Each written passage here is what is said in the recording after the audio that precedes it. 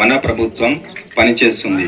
మేం పాలకులం కాదు, సేవకులము అన్న భావనతో ప్రజల ఆకాంక్షలు, అవసరాలే కేంద్ర బిందువుగా నిత్యం శ్రమిస్తున్నాం. ప్రతి నిర్ణయంలో ప్రజలు మేలు, సంక్షేమ బాధ్యత, రాష్ట్ర భవిష్యత్తు దృష్టిలో పెట్టుకున్నాం.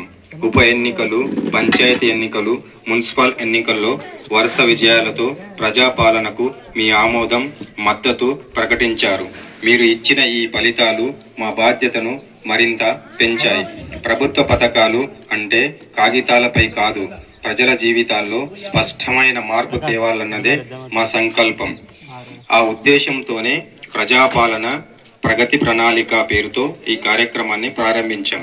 మార్చి 6 నుండి 99 రోజుల పాటు గ్రామ స్థాయి నుండి రాష్ట్ర స్థాయి వరకు అన్ని శాఖల సమన్వయంతో ఈ కార్యక్రమం ఒక ఉద్యమంలా నరసింహ సార్ గారిని సార్ గారు రావాల్సిన కోరుతున్నాం.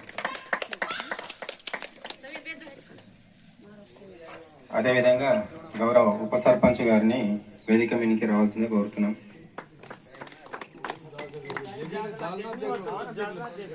काय खाते को देता हूँ चने तो मारो चने हाँ थपड़ी तो मार हाँ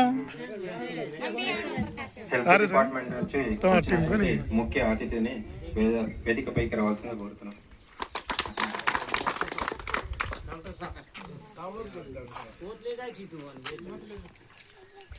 అదేవిధంగా కాంగ్రెస్ పార్టీ విలేజ్ అధ్యక్షుల వారిగా వేదికపైకి రావాల్సిందిగా కోరుతున్నాం.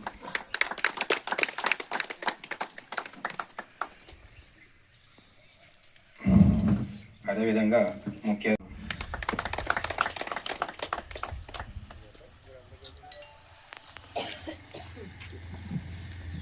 ముందుగా ఇటు గ్రామ సభలో మొదట స్టార్ట్ చేయడం ఏంటంటే తెలంగాణ జాతీయ గీతం, తెలంగాణ రాష్ట్ర గీతము.